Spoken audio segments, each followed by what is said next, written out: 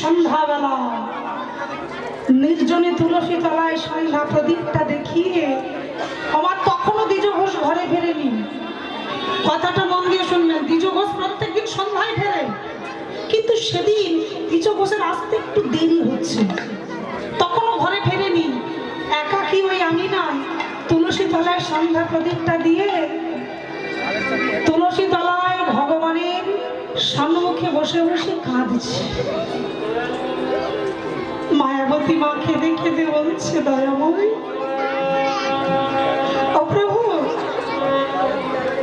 আমি জানি না তোমাকে কেমন করে ডাকতে হয়, কারণ আমার না আছে ভজন, না আছে সাধু, না আছে ভক্তি, না আছে তব চরণে মোর মতি।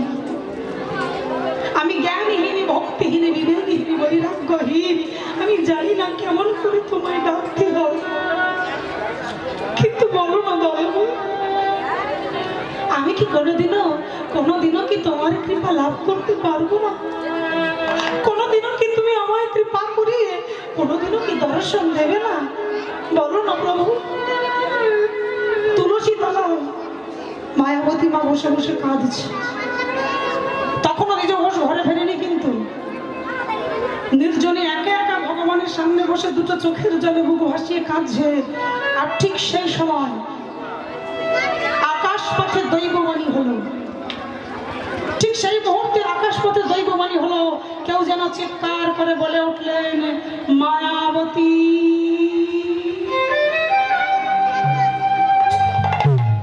নির্জনে ভগবানকে ডাকছিল, মায়াবতী মা ছটকে উঠল। কে ডাকে? আবার বলে উঠলেন, শোনো মায়া, যার চরণে তুমি প্রত্যেক দিন দুটো চোখের জল ফেলে বুক ভাসিয়ে যাকে তুমি ডাকো, যার ভজন সাধন করো, যার চরণে তুমি সেবা দাও, আমি হলাম তোমার সেই আরাধ্য দেবতা। আর যেই না বলেছ অমনি মায়াবতী মা বলে উঠল, প্রভু ও প্রভু, তুমি এসেছো প্রভু। আমার স্বামী আমায় বলতো, মায়া ডাকাটা ডাকার মতো বলে সে না এসে থাকতে পারবে না, সত্যি সত্যি তুমি এসেছো প্রভু, আমাকে কৃপা করবার লাগে তুমি আমার সম্মুখে এসেছো। ভগবান বললেন, হ্যাঁ মায়া, আমি তো এসেছি, কিন্তু তুমি কেন আমায় ডাকো প্রত্যেক দিন? কি চাই তোমার? আজ আমি এসেছি তোমার সকল কথা শুনবো আর তোমার সকল বাসনা পূর্ণ করবো। বলো বলো, তোমার কি চাই? বাবা মনে আছে, এই একটু আগে বলেছিলাম যে স্বামী দ্বিজ ঘোষ বলেছিল, মায়া একদিন আসবে যেদিন সে তোমার সামনে এসে তোমায় জিজ্ঞাসা করবে, বলো তোমার কি চাই। কি মা, ভগবানের এই যে এলো, ভগবানের কথাটা স্বামীর কথার সঙ্গে একেবারে মিলে গেল।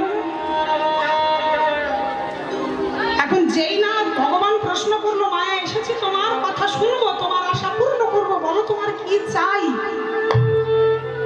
অবনি মায়াবতী মা বলে উঠল, প্রভু আমি যে জন্য তোমায় ডেকেছি, তুমি আগে বলো, তুমি আমার আশা পূর্ণ করো। ভগবান বলেন, আগে বলো তো তোমার কি চাই, কি চাই আগে বলো। অমনি মায়াবতী মা বলে উঠলেন, আমি অন্য কিছু চাই না প্রভু, আমার মনে বড় আশা, আমি একজন কৃষ্ণ ভক্ত সন্তানের জননী হতে চাই। ভগবান বললেন, মায়া কি চাইলে তুমি? কৃষ্ণ ভক্ত সন্তানের জননী হতে চাও, মানে একজন ভক্তকে তোমার ঘরে চাইছো, তাই তো? বেশ, কিন্তু শোনো মায়া, এই সন্তানকে পেতে গেলে তোমাকে ছোট্ট একটা পরীক্ষা দিতে হবে। আর এই পরীক্ষায় আমার বিচারে তুমি যদি উত্তীর্ণ হতে পারো, আমি তোমায় আশীর্বাদ করব, কালকেই তুমি অনুভব করবে তোমার মধ্যে একজন সৃষ্টি হয়েছে। আগে বলো, পারবে তুমি পরীক্ষা দিতে? ও মা, কথাটা যেই না বলেছ অমনি মায়াবতী মা উঠে দাঁড়িয়ে বলল, ছিল ভগবানের চরণ তলে উঠে দাঁড়িয়ে পড়ে বলে উঠল, প্রভু এ তুমি কি বললে? মা হতে গেলে আমায় পরীক্ষা দিতে হবে কেন? এ জগতে তো প্রতিটি নারী মা হয়েছে, কই কাউকে তো মা পরীক্ষা দিতে হয়নি। কি মা হয়েছে? আমরা অনেকেই তো মা হয়েছি, সবাই মা হয়েছি, বলুন কাউকে সন্তানের জন্য পরীক্ষা দিতে হয়েছে? অনেকে আছে না চাইতেই মা হয়ে গেছে। মায়াবতী মা বলছে প্রত্যেক রমণী মা হলো, কাউকে পরীক্ষা দিতে লাগলো না। আর আমি নিঃসন্তান হয়ে এতদিন ধরে তোমার কাছে ডাকছি, তোমার কেঁদে কেঁদে মনের কথাগুলো জানাচ্ছি, আর তুমি কিনা উল্টে আমায় বলছো আমায় পরীক্ষা দিতে হবে। এ তোমার কেমন বিচার? আমার ভক্তের কথার মধ্যে যুক্তি আছে, আর কাউকে পরীক্ষা দিতে হয় না, আমায় কেন দিতে হবে? ভগবান বললেন খুব সুন্দর প্রশ্ন করেছো মায়া, উত্তরটাও আমি তোমায় দিই, শোনো। এ জগতে প্রত্যেক রমণী মা হয়েছে ঠিকই, কাউকে পরীক্ষা দিতে হয়নি। তার কারণ জানো? তার কারণ হলো একটাই, তার কারণ তুমি যেটা চেয়েছো এ জগতে কোন নারী আমার কাছে সেটা চাই না। আমরা কেউ কোনোদিনও বলেছি মায়াবতী মায়ের মতো? আমরা শুধু বলি ঠাকুর একটা সুস্থ সবল সন্তান দিলেই হবে, যার ছেলে চাই ছেলে চাই, আর যার মেয়ে লাগে সে মেয়ে চাই। কিন্তু কেউ কোনোদিনও বলি না যে ঠাকুর একজন কৃষ্ণ ভক্ত সন্তানকে আমার ঘরে পাঠাও। ভগবান বলছে মায়া এরা তো আমার কাছে শুধু সন্তান চায়, তাই যাকে তাকে পাঠিয়ে দিই, কি যাকে তাকে পাঠিয়ে দিই। কিন্তু তুমি তো দিন থাকতে দিনের নাম করছো। কি মা কথাটা কি ভুল? কারণ ভগবান বলছে আমি যাকে তাকে পাঠিয়ে দিই যাত্রার ঘরে। আমার যাত্রার ঘরে যাকে তাকে পাঠিয়ে দেয়, কারণ এরা তো আর ভক্ত চাই না। কিন্তু তুমি দিন থাকতে দিনের নাম করছো। আমার শেষের দিনে যখন সন্তান দুঃখ দেয় কষ্ট দেয়, তখন আমরা কেঁদে কেঁদে বলি কোন কুপুত্র এলো আমার গর্ভে। কিন্তু তুমি যাকে চাইছো সে হলো একটা রত্ন, আর এই রত্নকে কি আমি যাত্রার ঘরে পাঠাতে পারি? আমাকে একটু যাচাই করে দেখতে হবে না যে সেই রত্নকে তুমি পাওয়ার উপযুক্ত কিনা? আমার ভালো করে বুঝবেন, বাবা হলো বীজ, মা হলো ক্ষেত্র। বাবা যে বীজটা রোপণ করলেন, মাটি যদি ভালো হয় তবেই তো ফসল ভালো হবে। মাটি অর্থাৎ মা যদি ভালো হয় তবেই সন্তান ভালো হবে, আর মা যদি খারাপ হয় সন্তান খারাপ হয়।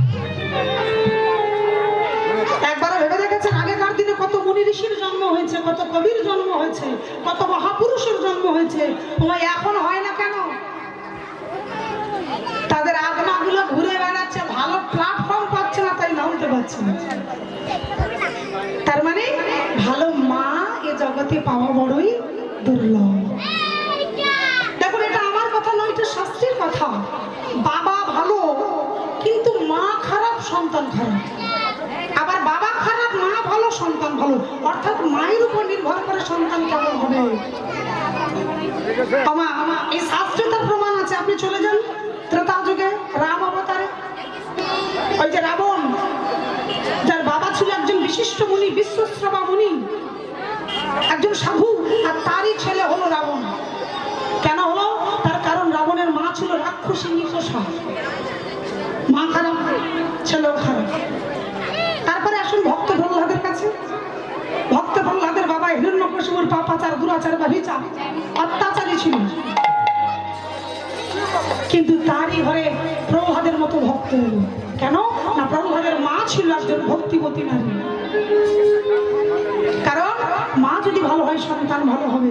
তাই মায়া আগে তোমায় পরীক্ষা দিতে হবে, আর পরীক্ষায় উত্তীর্ণ হলে আমি তোমায় আশীর্বাদ করব, কালকেই তুমি এই সন্তানকে লাভ করবে। মায়াবতী মা এবার মনে একটু শান্তি পেল যে কৃষ্ণ ভক্ত সন্তানের জন্য পরীক্ষা দিতে হবে। আচ্ছা বেশ, বলো প্রভু আমায় কি করতে হবে? আর যেই বললো কি করতে হবে, ভগবান বলে বললেন মায়া কথাটা বলবো ঠিকই, বলতে আমারও কষ্ট হচ্ছে, কিন্তু বাস্তবটা তোমাকে মেনে নিতে হবে। শোনো মায়া, তোমার ভবিতব্য, তোমার কপালে যেটা লেখা আমি সেটাই তোমার সামনে তুলে ধরবো। সিদ্ধান্ত তোমার, আমি তোমায় চাপিয়ে দেবো না। তুমি যেটা বলবে সেটাই হবে। তুমি তো আর জানো না তোমার কপালে কি আছে আমি তোমায় বলে দিচ্ছি। শোনো, তোমার ভবিতব্য, তোমার জীবনে তুমি একসঙ্গে দুটো সুখ পাবে না। আমার একসঙ্গে দুটো সুখ, এই কথাটা শুনে মায়াবতী মা বলে উঠল, প্রভু দুটো সুখ মানে আমি তো বুঝতে পারিনি। ভগবান বললেন, মায়া তোমার জীবনে দুটি সুখ, অর্থাৎ তোমার সন্তান এবং তোমার স্বামী। তোমাকে এই দুজনের মধ্যে থেকে একজনকে বেছে নিতে হবে। মানে তুমি যদি বলো যে আমি স্বামীকে বেছে নেব, তাহলে তুমি কোনোদিনও ওই মা ডাক্তার শুনতে পাবে না। আবার যদি বলো তুমি সন্তানকে বেছে নেবে, পাবে, সন্তান পাবে, কিন্তু যেদিন এই যে তুমি সন্তান সম্ভব, এই সংবাদটা যেদিন যে মুহূর্তে তোমার স্বামী জানতে পারবে, সেদিনই সেই মুহূর্তে দৈব দুর্ঘটনায় তোমার স্বামীর মৃত্যু হয়ে যাবে। দয়াময়